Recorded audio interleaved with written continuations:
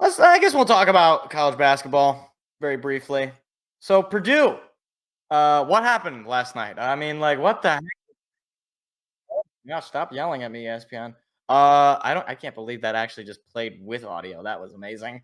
So Purdue falls to UConn. UConn going back to back in college basketball national championships. Look, I mean, I'm looking at the win probability, game flow thing that ESPN does. I think this is usually a pretty good metric for, you know, how close a game actually was. I don't know how they calculate it, but it's usually pretty substantial. So you go into you go into the second half. Or wait, is this wrong? Where does it? Okay. Oh, this line is the second half. This is weird. Oh, okay. It's okay. You go into the second half, and UConn has an 81% chance to win. So not feeling great for Purdue. They were up 39-9. You think I'm like, okay, it's a relatively close game, but then they interviewed Dan Hurley at the half, and I was like, oh well, they're dead. They're dead. They're dead. You just killed Purdue. You see what you interviewed Dan Hurley. He told some lies about how he loved the way the pace of the game was playing or whatever. And you know exactly what he did in that locker room. He went in and he told all those kids their scholarships are going to be gone. They're going to throw their grandma down the stairs if they don't pick it up. And my goodness, did they pick it up? It wasn't one individual guy, and I think that's why UConn is so deadly, or was so deadly. The season's over. I don't know why I'm saying is. But it was, Klingon. It was Newton. Newton was absolutely unbelievable. It seemed like he was finding ways to make shots in all sorts of ways. He was driving to the basket. He was making shots from behind the arc. It was unbelievable. It was like watching, like, trying to think of some sort of analogy here.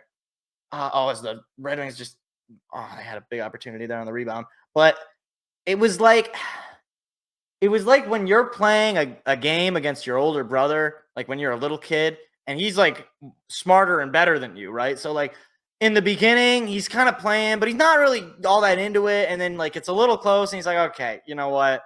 I gotta go, read a book or something. So I'm just gonna finish this game real quick, and we'll be done. And that's what they do. That's what UConn did against Illinois. Now, granted, this was a little bit more this was a little bit more socially acceptable. Okay, this wasn't completely embarrassing.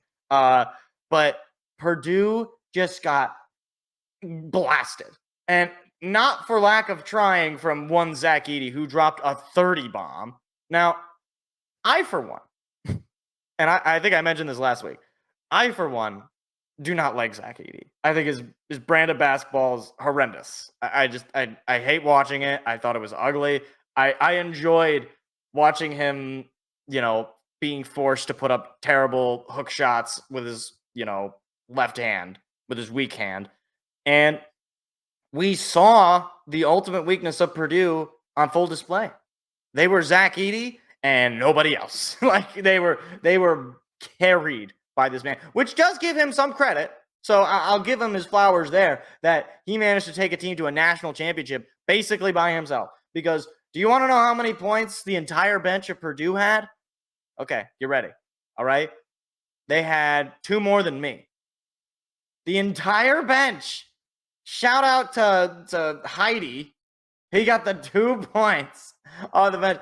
Can I just say, what exactly was the plan with Mason Gillis? Like, you play 24 minutes off the bench and you don't get any point. What are you even doing?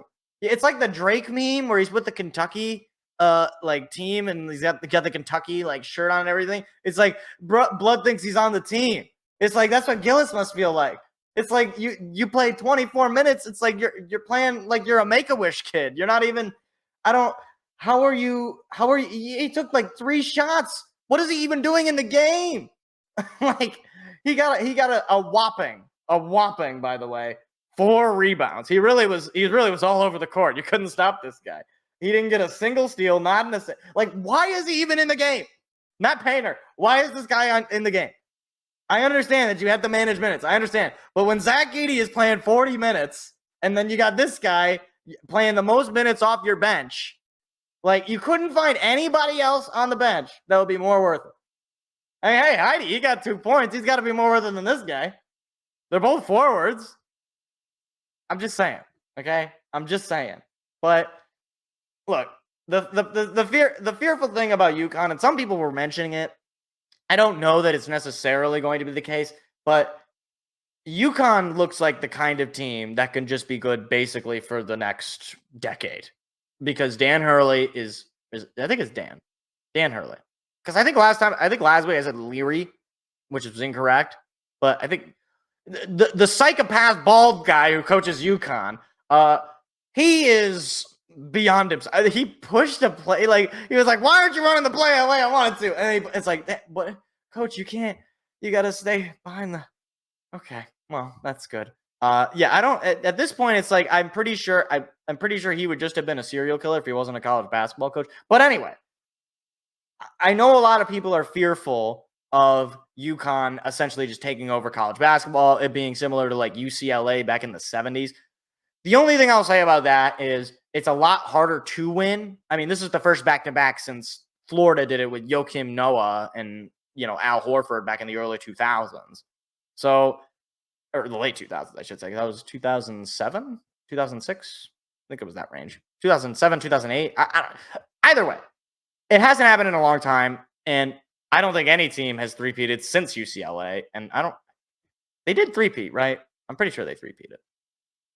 If they haven't, there's a reason for it. The tournament is incredibly difficult, okay? And I know UConn just beat every single tournament opponent by double digits for 2 years in a row. I understand, okay? But I know they're going to lose some players, okay? Eventually, water does meet its level. Teams are playing out of their mind, right? And the thing about it is, too, that was impressive about UConn, they barely went to their bench. I mean, they had every single starter playing over 30 minutes. That is unheard of in anything, and not just in college basketball and regular basketball. It's unheard of that your entire starting five is playing a majority of the minutes of the game. But credit to them. I mean, there was no reason to go to their bench. There was no. Everybody was contributing on the starting five, minus Caravan. But even then, I guess he had a couple of blocks. That's more than Gillis. It's more than Shane Gillis's ugly brother, who's also African American.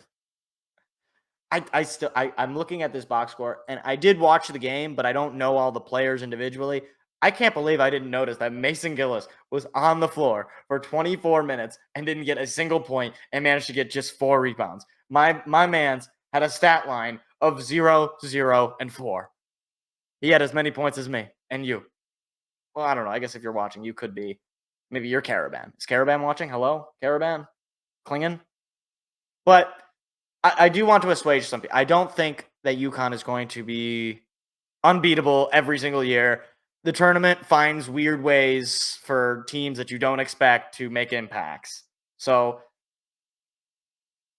it's hard to say that, they're just going to fall off exactly. I don't think they're going to fall off, but, it happens.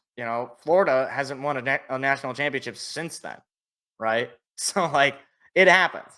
But as for Purdue, well, you're going to lose Zack Ed, obviously.